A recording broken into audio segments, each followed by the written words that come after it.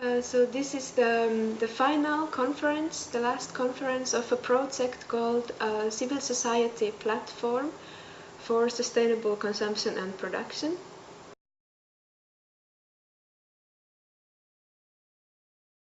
Okay, in terms of the development of SCP, or Sustainable Consumption and Production Policies, that really sprang from, well, let's say originally came from a 1992 meeting called the Rio Summit, which was the first World Summit on sustainable development. And in that meeting, one of the issues that was identified in terms of sustainable development was the role of consumption and production patterns, and the need to make them more sustainable, to change, in particular, how the developed countries, or the Western industrialized countries, consumed and produced products, and the kinds of impacts it had on the rest of the world. We had firstly also, for the first time, coming out of Rio, the idea of sustainable development as development that would integrate economic, social and environmental concerns. And again, civil society often moves a lot faster than government. So a lot of the civil society organisations were saying, yes, sustainable development is exactly what we want to see. So they were pushing that. And if you push sustainable development, sooner or later you come to sustainable consumption and production. So I think civil society has had a key role in getting all that going. And those civil society groups are, of course, everything from large NGOs, non-governmental groups like WWF or Friends of the Earth or Greenpeace, down to through consumer organisations like Consumers International, who are much more concerned with things like healthy food and less with bigger environmental issues, but are seeing that these things are coming together. But civil society is also about much smaller organisations, right down to parent-teacher groups in schools or mother and baby groups. All of these people have got a stake in a better future, and they're all part of civil society.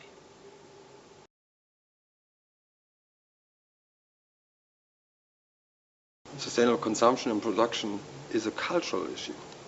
So we need civil society as a cultural backbone of SCP policy. So the major role is to change the culture, to bring the existing diversity of culture into the political mainstream. I think that is an interesting thing. Normally the SCP agenda is at the moment clearly top-down oriented. We have different policy frameworks, we have the instruments. But as we know from our social research, you do not can activate civil society by instruments alone. So you need possibilities to engage them to their own needs. Civil society organisations are absolutely, I think, fundamental to developing real change on sustainable consumption and production. We need to make a long-lasting change, a real change to society and to the quality of life. We need major change in 3 areas, and civil society can play a part in all of those. The first of those is policy.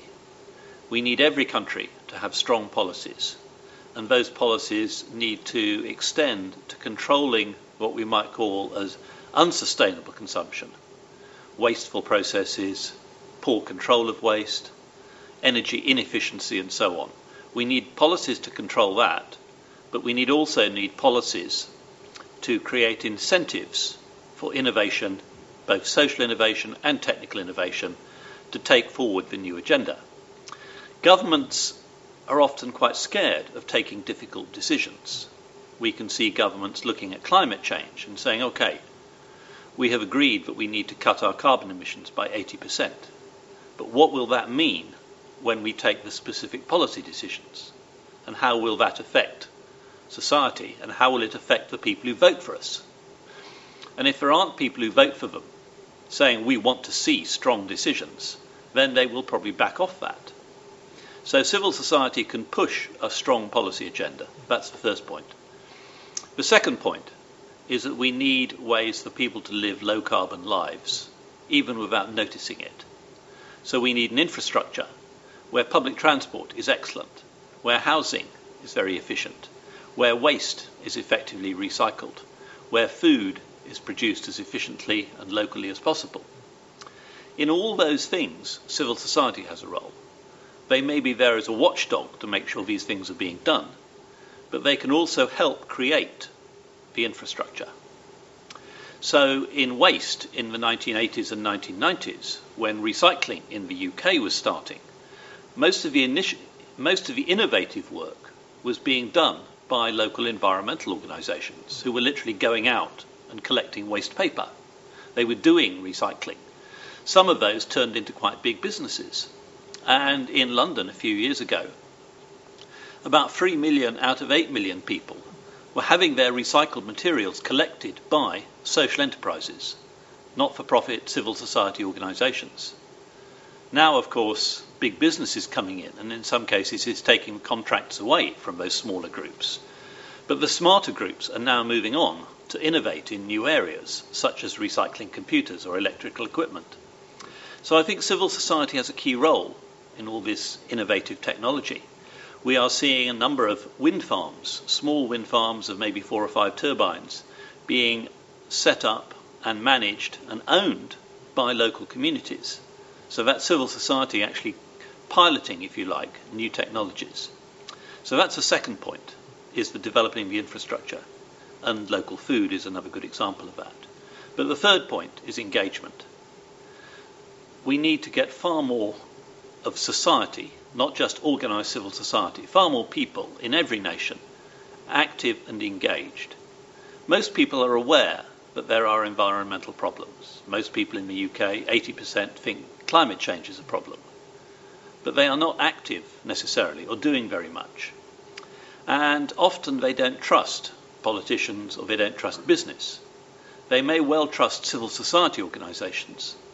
That might be an environmental group, but it might equally be the priest or the imam or the rabbi in the faith, in the church or the synagogue or the mosque where they attend.